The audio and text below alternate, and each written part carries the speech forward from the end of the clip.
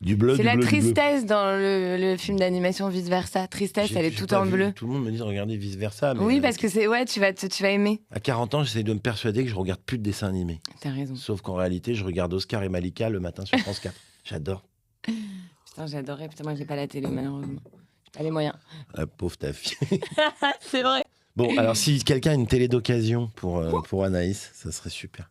Un matin, on s'est réveillé et bim, 40 piges. Comment ça va les quadras? Bienvenue dans votre univers, bienvenue dans Quadra. Ensemble, on va parler des joies et des galères de la quarantaine. Vous savez, cette période où vous vous rendez compte que ce qui prend plus de poids que vous, ce sont vos responsabilités. Alors installez-vous bien, merci à ceux qui s'abonnent, pensez à mettre la petite cloche et le petit pouce pour ne rien rater de Quadra, mais surtout laissez vos commentaires, vos histoires, vos anecdotes pour peut-être vous aussi venir au micro de Quadra. Quadra est diffusé sur les plateformes audio comme Spotify, Apple Podcast, Deezer, etc. mais aussi sur YouTube et sur les réseaux sociaux, Instagram et TikTok, quadra.podcast. Dans chaque épisode, je serai avec des personnalités inspirantes qui viendront nous raconter leur parcours, leur vision de la quarantaine, comment ils l'abordent, comment ils la vivent, comment ils l'ont vécu pour certains, mais aussi avec des experts qui viendront aussi nous parler de la quarantaine dans la société aujourd'hui. L'idée dans Quadra, c'est de traverser cette période de la quarantaine en vous apportant des tips, des témoignages, le tout dans le respect, la bienveillance, mais surtout la bonne humeur. Donc faites une pause dans le Quadra Univers, lâchez les biberons, lâchez les applis de rencontre et bienvenue dans Quadra.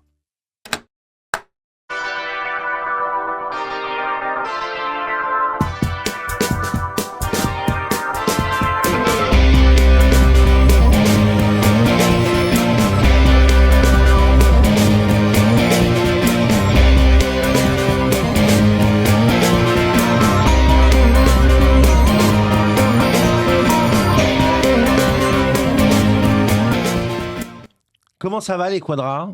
Aujourd'hui, je suis avec Anaïs Sédou, réalisatrice, productrice, comédienne, sur un très gros projet dont elle va nous parler. On va rentrer dans sa vision de l'univers des quadras, puisqu'elle a que 35 ans, mais elle y est bientôt. On va rentrer dans tout ça. On va parler de son projet et d'elle. Bonjour Anaïs, comment ça va? Bonjour Camille, ça va très bien. Je suis très heureux de te retrouver. Parce que je tiens à préciser que j'ai déjà fait un podcast avec toi sur mon ancien podcast Vie, où on parlait plus de ton parcours. Donc j'invite les gens qui veulent te découvrir à écouter Vie. Et aujourd'hui, on va parler d'autre chose. Tu as 35 ans, bientôt 36. Oui, je sais. Donc Quadra, on ne cache pas l'âge. C'est un moment charnière, on l'a tous vécu. Est-ce que tu penses souvent à cette transition vers la quarantaine et est-ce que tu as déjà changé des habitudes?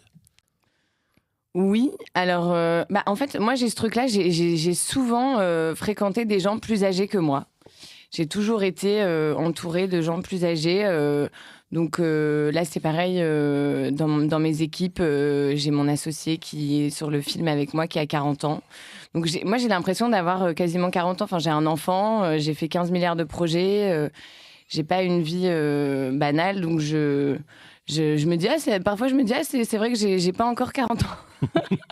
Il peut me rester. C'est vrai qu'on se met des deadlines à dire, c'est un 40 ans, faut quand même qu'on ait fait 2-3 trucs dans notre vie. Ouais, mais tu sais que la crise de la quarantaine, on peut la faire précoce. Hein. Moi, je l'ai fait à 35-36. Et voilà, je suis dans une crise de la quarantaine. Tu sais, parfois, quand je vais pas bien, je me dis, ah merde, là, je vais pas bien. Est-ce que je suis dans un burn-out? Est-ce que je suis dépressive? Est-ce que je suis dans une crise? Est-ce que c'est hormonal? Enfin, en fait, on se dit, putain, je vais mal. En fait, je suis peut-être dans une crise. Mais écoute, l'énergie est encore plus forte que le reste. Donc, pour l'instant, je ne m'écoute pas trop. J'avance. Puis comme tu es sur un gros projet en ce moment, qui est ton premier long métrage, oui. Qui s'appelle... Enfin, on dit qui s'appelle ou qui s'appellera? Qui s'appelle Joseph. Donc, qui s'appelle Joseph, qui est né d'un ancien court-métrage, Le Tournesol. J'invite les gens à le regarder. C'est quoi Joseph? C'est quoi ce projet? C'est né comment?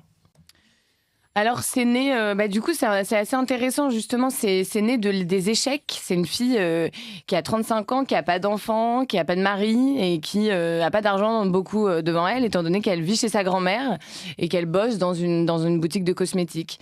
Donc, encore une fois, moi, j'ai eu des moments dans ma vie où je me suis dit, et si j'y arrive pas, qu'est-ce qui va se passer ? Donc là, je me suis fait un plaisir immense à écrire ce film. Cette fille, en fait, il y a un voyage à Tokyo à gagner dans le village, dans la ville où elle habite. Elle met son nom et elle gagne et elle se dit, je plaque tout et je me barre. Donc c'est un énorme fantasme. Bon, là, je le ferai plus, mais c'est vraiment aller jusqu'au bout de l'idée de se dire, je sauve ce personnage qui est une partie de moi. Joseph, au final, si je l'ai écrit, c'est que ça me ressemble pas mal. Et comme dans le tournesol, Joseph, donc toi, va rencontrer Joey Starr. Va rencontrer Joey Starr. C'est assez rigolo parce que donc avant de prendre les cours de japonais, avant de partir au Japon, elle se dit je vais prendre des cours de japonais. Et dans ce cours de japonais, il y a Joey Starr qui est en train d'apprendre lui le japonais parce qu'il a envie de se produire des concerts au Japon. Est belle. Mais c'est assez joli parce que même Joey Starr, je pense avec sa carrière, il a toujours besoin d'avoir des nouveaux objectifs. Donc là, il prend des cours de japonais, il a envie d'aller se tester devant un public qui n'a pas d'a priori sur lui. Donc il se dit j'apprends le japonais, je me barre au Japon. Et ils vont se rencontrer et ils vont passer du temps ensemble. Donc c'est un peu le départ du tournesol, mais sur une version beaucoup plus longue, quoi. Oui, voilà. Et puis dans le tournesol, Joey Starr joue un médecin. Là, il joue son personnage. Ça permet justement d'avoir une sensibilité encore plus. Il joue Joey Starr dans le film. C'est une fiction, mais j'ai pris le personnage public, la figure publique qu'il est pour interpréter ce rôle-là, ouais. Et tu partages l'affiche de ce film avec aussi Catherine Jacob et Pierre Richard. Tu as quand même eu des monstres pour ton premier long métrage. Alors, Catherine Jacob, oui, trop bien. Elle joue une tenancière d'un club échangiste sur l'île Saint-Louis. On va en parler. Pierre Richard, oui, parce que... Non, Pierre Richard, il vient en guest. Je reviens d'Amazonie avec lui. Alors, je vous préviens, Anaïs, des projets parfois étranges. Mais Pierre Richard, c'est pareil, c'est un peu la vieille école. Quand Pierre Richard te dit « Tu veux pas venir filmer en Amazonie les derniers plans de mon film et peut-être on fait un documentaire ?» On dit oui. Il m'a dit on part dans 2 semaines et j'ai dit attendez, j'appelle ma mère pour savoir si elle peut garder ma fille. Et ma mère elle m'a dit c'est trop bien évidemment. Pierre il m'a dit tu veux que je parle à ta mère, j'ai dit non ça va être. Mais oui voilà c'est aussi savoir saisir les opportunités. J'ai jamais refusé un projet moi. Est-ce que justement à l'approche de la quarantaine, est-ce que tu te mets beaucoup plus de pression sur les choses ou moins ?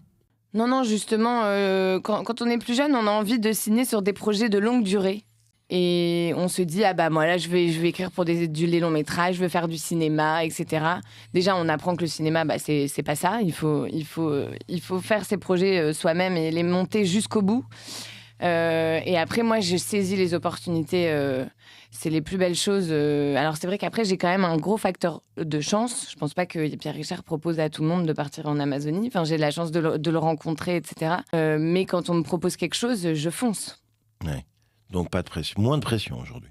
Moins de pression, ouais. Enfin, moins de pression, non. Je commence à me dire que j'ai les rênes des choses. Et ça me fait du bien. Le plus dur, c'est d'attendre. Le plus dur, c'est d'attendre qu'un producteur rappelle, qu'il lise le scénario, qu'il le lise bien, parce qu'il y a aussi lire entre les lignes ou pas, mais l'attente d'avoir un diffuseur, parfois un producteur, il vous dit « Ah, c'est génial, on signe le projet, nanana », et puis après, on n'a plus de nouvelles pendant 6 mois.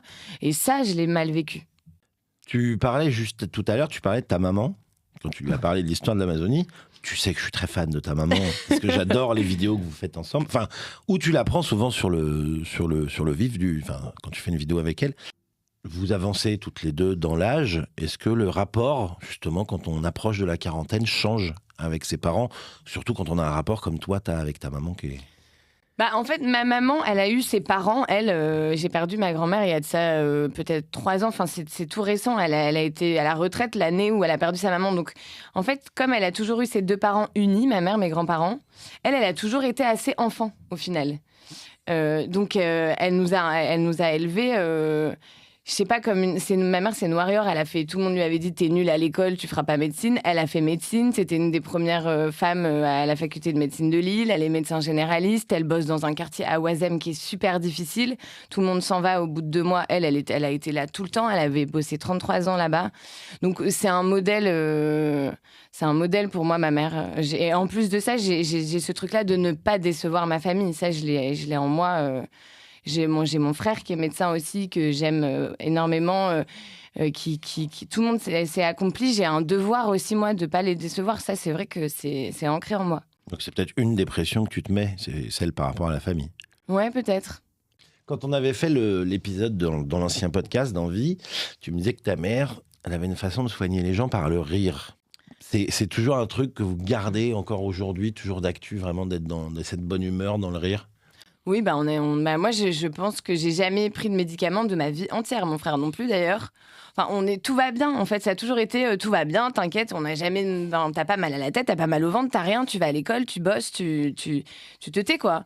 Et c'est vrai que moi, j'ai toujours ri beaucoup avec ma mère de tout. Mais donc, du coup, c'est vrai que c'est une philosophie de vie. J'en ai fait mon métier. Et je pense que faire rire les gens, ça les soigne. Je suis pas médecin, voilà, je suis pas médecin, mais nous on rit. Et moi je me passe un week-end entier à rire avec ma mère, avec mon frère. Si j'appelle mon frère, on rigole comme si on s'était vu la veille.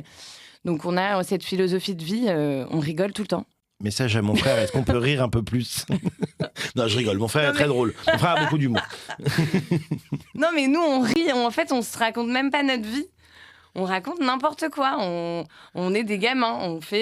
On se déguise, on chante, on fait des karaokés. Enfin, on est cons, quoi. Bah, quand on voit tes vidéos sur Insta, par exemple, où il y a ta fille qui a... elle a quel âge? Elle va avoir 6 ans. Elle va avoir 6 ans. Ta fille, toi et ta mère, on se demande qui est la plus jeune, en fait, dans le délire. Oui, et puis après, ma mère, on parlait, j'ai eu des moments dans ma vie où j'ai dit à ma mère, je pense qu'il faut que je voie un psy, il faut que je fasse, tu vois. Elle m'a toujours dit, mais non, enfin, tout va bien. Enfin, je sais pas, on a une philosophie de dire, oui, évidemment, si je fais une psychanalyse, il y a eu ça, ma mère, elle est peut-être femme-enfant, on allait dans des parcs d'attractions, enfin, c'était... Non, mais je vois le truc. Ma mère, elle s'est jamais vraiment attardée non plus à me faire les devoirs, elle avait la flemme, et puis elle me dit, mais t'étais insupportable, j'aimais pas ça. Je suis allée au conservatoire de musique, je me suis fait virer, enfin, alors qu'au final, j'adore le piano et tout. C'est que le moule, le moule, de toute façon, je suis très grande, le moule, il rentre, enfin, je rentre pas dans les moules, hein, ça c'est sûr. Et à l'approche de la quarantaine, il y a des choses que tu gardes et des choses que tu changes par rapport à tout ça? Après, il y a vraiment le côté maman qui m'a appris à me responsabiliser. J'ai pris en maturité et en force de me dire oui, ça, c'est ce qui m'est arrivé avec ma petite fille, c'est fort. Jamais je loupe une sortie d'école. Alors que bon, des hamsters, genre... T'en as tué combien? Ma mère, elle m'a dit, allez, c'est bon, on a pris un hamster, je vais devoir m'en occuper, t'es relou et tout. Il est encore en vie? Non, mais je veux dire, voilà. Même aujourd'hui, on en rigole, on se dit, mais les murs de ma chambre, ils étaient peints de toutes les couleurs. Enfin, elle m'a dit, je t'ai laissé t'exprimer, mais maintenant, je sais qu'il y avait un souci. Voilà, et en entreprise, c'est pareil, je suis incapable d'être en entreprise. T'appliques les mêmes choses avec ta fille? Avec ma fille, je pense que c'est vrai que je suis tellement proche de ma mère que je le suis de ma fille. En fait, on a un rapport. Oui, c'est vrai que je me marre. On fait la cuisine, on fait tout. On est ensemble. Je suis pas dans une autorité. J'ai pas besoin de me fâcher. J'ai jamais besoin. Enfin, on est connectés. Tout va bien. Tout se passe super bien. Là, c'est pareil. En ce moment, je fais le film. Quand elle rentre de l'école, il y a 20 personnes dans l'appartement qui sont en train de bosser sur le film. Elle fait sa vie. Elle joue, elle s'entend bien avec tout le monde. Elle les connaît tous. Ouais, elle connaît tout le monde. Elle est là. Puis là, au tournage, c'est pareil. Tu vois, on tourne dans une semaine. J'ai une galère parce que du coup, ma mère est pas là. Donc, il y a une semaine où, à mon avis, je vais la prendre avec moi. Enfin, je vois pas du tout ça comme un poids. Je veux bien te la prendre, mais c'est risqué. Ouais. J'ai pas d'enfant. Si quelqu'un... Ah non, je regarde, je vais passer une annonce si quelqu'un est dispo. Non. En dehors du travail et de cette famille, aujourd'hui, dans cette période qui devient charnière, qu'est-ce qui te rend heureuse ? Alors, je remets pas sur le travail, mais en fait, moi, du coup, ma vie, les films, c'est pas un travail. D'ailleurs, je suis pas employée ou quoi. En fait, le truc, c'est que là, j'ai construit Blueface Films, ma société de production, c'est ma famille, en fait, maintenant. Je me suis créé une famille avec qui je vis à 24 heures sur 24, où parfois, quand je peux pas aller chercher ma fille, limite, j'y vais avec la première assistante, on travaille sur le film en même temps qu'on y va. Enfin, en fait, je vis là-dedans. Donc ça c'est extraordinaire. J'ai réussi à fédérer des gens qui ont envie de faire le même film que moi. Et donc, tout est mêlé. On travaille et à la fois, on vit tous ensemble. Je fais des pâtes pour 15 personnes. Enfin, on est là, on est à 100% ensemble. Donc après, je sais qu'une fois que cette étape, ce film sera terminé, J'ai envie de me faire un beau voyage avec ma fille. J'ai envie de profiter de ma famille. Je pense que en prenant autant de risques, au final, professionnellement parlant, je me rattache encore plus à ma famille. Et c'est quoi ta meilleure recette de pâtes pour 15 personnes? Alors, étant donné qu'on a des veggies, Ah bah oui, forcément. des pesto-friendly, des trucs... Des pesto-friendly? Ouais. Je fais un gros plat de pâtes. Et après, chacun met sa petite sauce, tu vois, comme il le souhaite. Donc, on est en mode bar à sauce. Pour, tu vois, parce que moi, j'aime bien mettre le gruyère dedans, que ça coule et tout. Enfin, tu vois, ça, c'est mes petits trucs du Nord. Mais non, je fais des pâtes nature et après, chacun fait sa petite popote. Donc, après le bar à frites du Nord, la baraque, on a le bar à sauce, quoi. Non, mais fédérer les équipes, c'est bien les nourrir, les bichonner.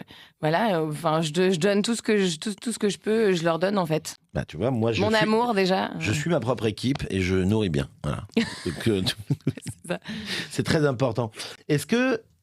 alors maintenant, là, en ce moment, tu es sur un énorme projet pour toi, mais est-ce qu'il reste quand même encore d'autres envies, d'autres rêves que tu connais et que tu sais que tu vas réaliser après? Oui.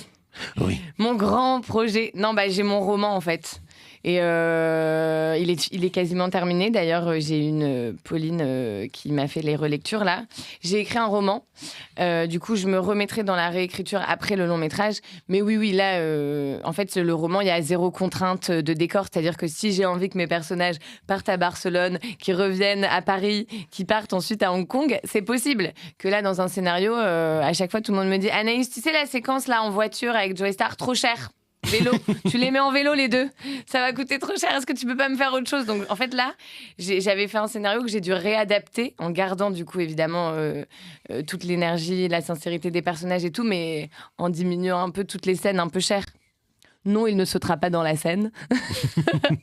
Non, ils n'iront pas en haut de la Tour Eiffel, on n'a pas les autorisations. Ouais, donc j'ai redescendu, tu vois, mais à la fois c'est pas grave.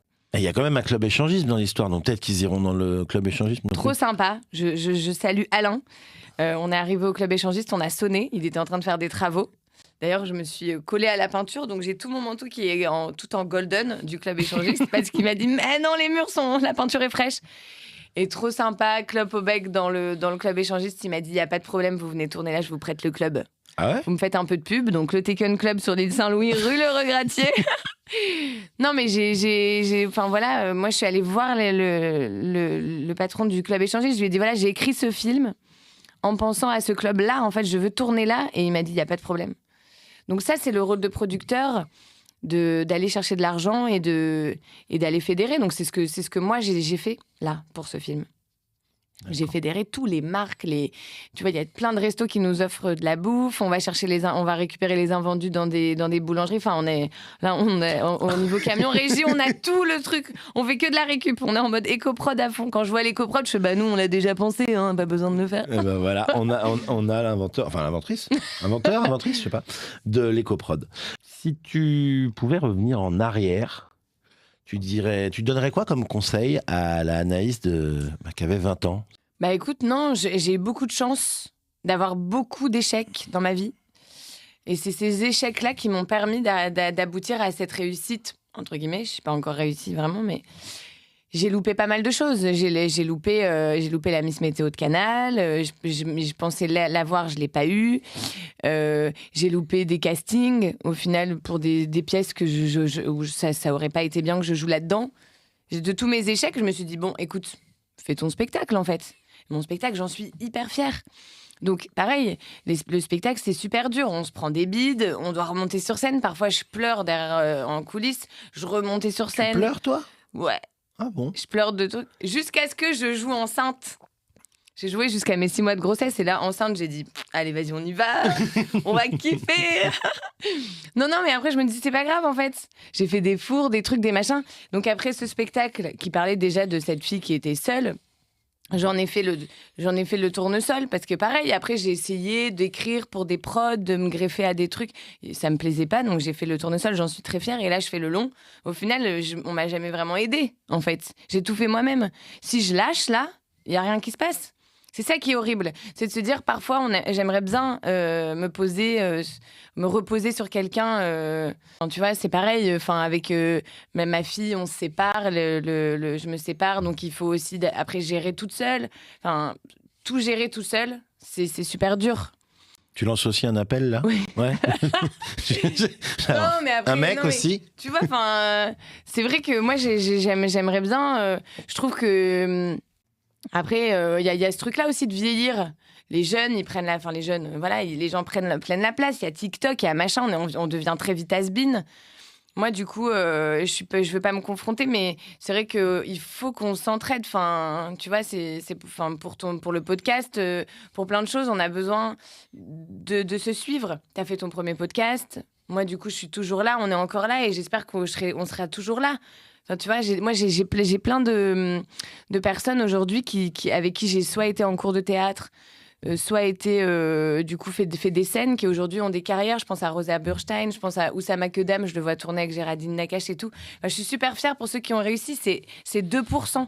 On est 2%. Sinon, tous les gens avec qui j'ai fait des cours de théâtre, des pièces, mes premières pièces et tout le monde fait autre chose aujourd'hui.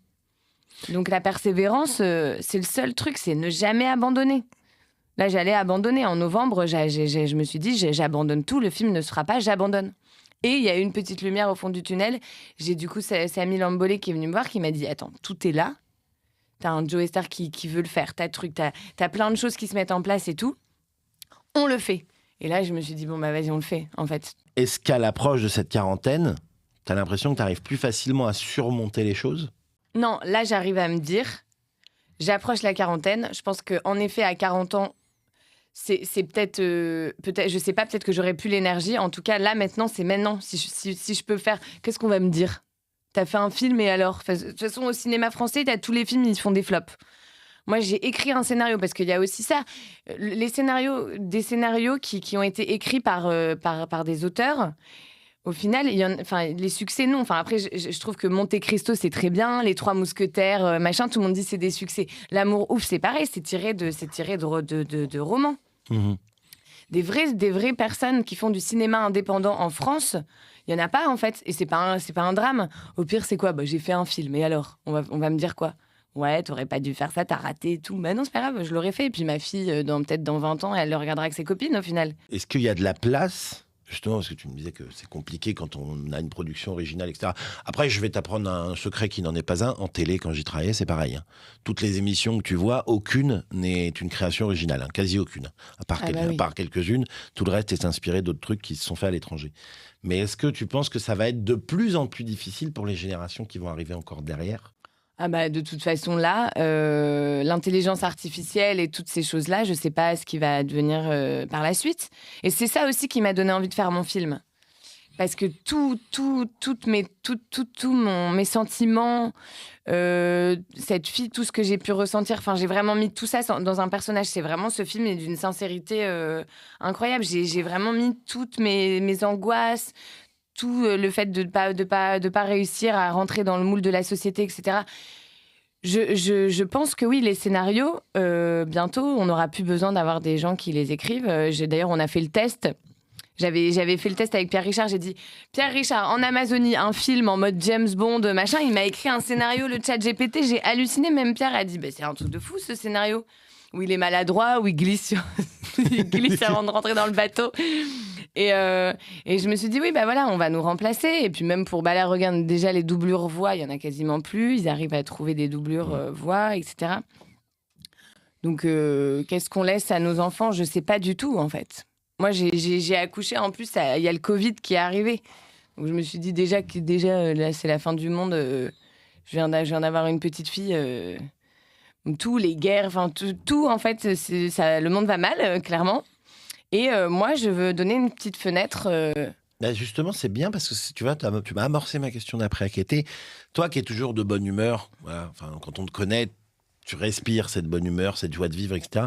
Est-ce que justement le regard, en avançant dans l'âge sur cette société, est-ce qu'il y a des moments où tu flanches et où ça te plombe un peu? Moi, je veux dire que dans le cinéma français, ou partout ailleurs, tout le monde a sa place. Aujourd'hui, encore une fois, je dénonce rien, mais c'est quand même beaucoup de fils d'eux, de filles d'eux qui sont dans le cinéma. Je veux dire, tous les nouveaux arrivants dans ce métier et tout sont des gens qui ont été quand même cooptés, voilà. Donc voilà, il n'y a pas de problème, je le comprends très bien. Je suis pas en train de dénoncer quoi que ce soit. Moi, tout le monde a sa place. Maintenant, en tant que productrice, je reçois 50 scénarios par mois de gens qui ont envie de faire du cinéma. Mais je veux dire, vraiment, il faut oser. On a le droit de monter un podcast, on a le droit de faire de la mode, on a le droit de tout. Et ce qui est oppressant, c'est du coup d'avoir l'impression que on n'a pas sa place. Je fais ce film-là aussi parce que j'ai envie de faire ce film aussi pour le voir. Je trouve ça joli et j'ai l'impression que même les jeunes se retrouvent dans cette fille, Joseph, qui, en fait, ne sait pas quoi faire de sa vie parce que, justement, trop de pression. Donc, si tu bosses dans une boutique, t'es nul. Si tu montes ta boîte et que tu n'y arrives pas, t'es nul. Moi, je suis une ouf, en fait, là. C'est ce que je disais à Joe Star. J'ai tellement envie, là, que je pourrais bouffer quelqu'un, tu vois. En vieillissant, on va rigoler un peu. En vieillissant, en avançant dans l'âge, Anaïs, est-ce que tu as découvert des choses sur toi qui ont changé physiquement, mentalement, des choses qui t'amusent ou qui t'énervent ? Moi, je trouve que les hommes vieillissent mieux que les femmes. Ça, c'est vrai. J'adore, moi, les écrivains qui se laissent un peu pourrir et tout, tu vois. Bah moi, j'ai pas le droit de boire du vin rouge et de me... Enfin, tu vois, j'aimerais bien devenir un vieil écrivain qui fume et qui truc, tu vois. Tu veux être la nouvelle François Sagan.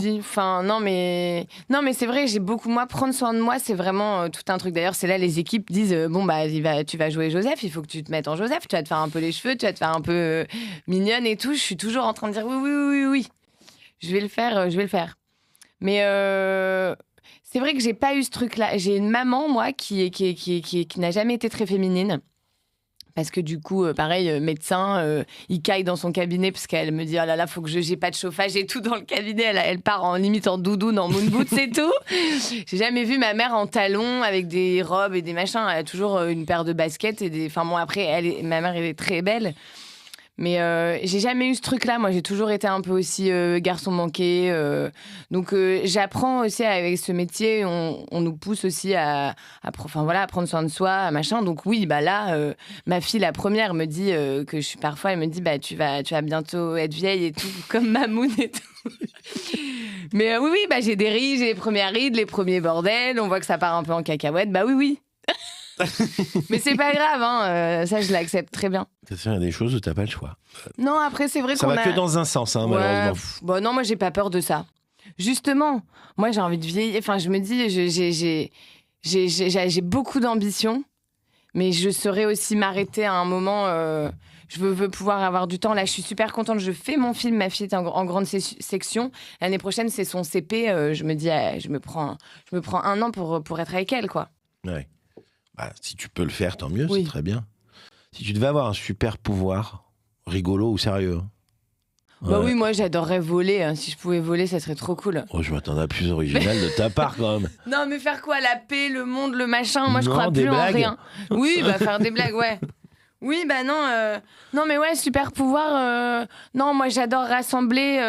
Je pense que c'est vrai que moi, j'ai mon frère qui est loin. Il habite à Saint-Martin. J'ai ma mère qui est dans le Nord. Enfin, moi, j'adore ma famille. J'ai des cousins aussi dans le Nord que j'aime beaucoup. J'aime rassembler. J'ai mon grand-père en maison de retraite aussi. Moi, mon super pouvoir, c'est de souder tout le monde. J'adore ma famille. Je veux la préserver. J'aimerais que mon grand-père reste toute la vie en vie. Voilà. Mais oui, moi, je suis très famille et voilà. Soudwoman, on va t'appeler. Soudeuse woman. Oui, la soudeuse. Non, mais soudeuse. Si, voilà. Oui, la paix dans le monde, le machin. Enfin, tu vois, là, on peut pas. Enfin, c'est trop le bordel. Mais il y a aussi ce truc-là. De dire on nous prend pour des cons. Désolée, la meuf, elle est en mode, ça y est, je suis en mode... Alors, c'est un spécial coup de gueule. Non, mais tu vois ce que je veux dire? Enfin, je reçois des lettres d'URSSAF, des lettres de EDF, là, avec des montants pas possibles. Je me dis, en fait, soit je bosse et je paye mes factures, soit, en fait, on va faire autre chose de notre vie, quoi. Parce que sinon, on est tout le temps... Moi, c'est trop stressant, cette vie. Je suis la phobie administrative. J'ai toujours pas de carte vitale, alors qu'ils sont tous médecins dans ma famille. J'arrive à rien faire, ça me bloque. Je veux vivre ma vie. Laissez-moi tranquille. Parce que la meuf a une famille de médecins, elle a pas de carte vitale. Non, mais j'ai pas la sécu. Pourquoi? C'est comme parce si que j'avais j'ai pas une famille de coiffeurs, quoi, tu vois. Ah ouais, putain, ouais. C'est bon, je l'ai. Si tu regardes en arrière, c'est quoi les choses dont tu es le plus fier? Non, mais je suis fière d'avoir toujours fait des conneries. Enfin, j'ai fait des conneries. En fait, par exemple, tu vois, ma fille, c'est pas une connerie. Mais j'ai rencontré un mec, 3 mois après, j'étais enceinte. J'ai tombé folle amoureuse de lui. Voilà. Après, c'est vrai que je regrette pas du coup d'avoir pris les choses. J'en ai parfois souffert. Pareil, quand du coup je me suis occupée, j'ai travaillé pour Daniel Auteuil aussi pendant 3 ans. Et puis du jour au lendemain, on a quand même les acteurs et tout ça, c'est quand même très compliqué.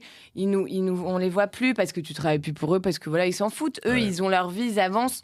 Donc je me suis fait très mal au cœur dans plein de choses. J'ai toujours aujourd'hui, j'ai envie de dire, vas-y, c'est pas grave, parce que tous ces trucs-là, tous ces chagrins et tout, font que j'en suis là aujourd'hui. Tu te relèves plus facilement des choses ? Ouais, là, je me relève de plein de choses. Je me suis relevée de plein de choses. Et j'aurais pu partir en couille aussi. C'est vrai, j'ai fait plein de conneries. Là, je reste droite, mais c'est vrai que j'ai fait des mauvaises rencontres, des producteurs où ça n'avançait pas, où du coup, je restais dans des situations où j'allais faire la fête, on parlait jamais de mon film. J'ai signé parfois... Joseph, je l'ai signé pendant 18 mois à 1 000 € pour 18 mois de blocage d'options. Alors, je ne sais pas ce que ça veut dire, mais ça a l'air très important. En gros, c'est un mec qui te dit, voilà, je vais faire ton film, je te donne 1 000 € et t'es bloqué pendant 18 mois avec le mec.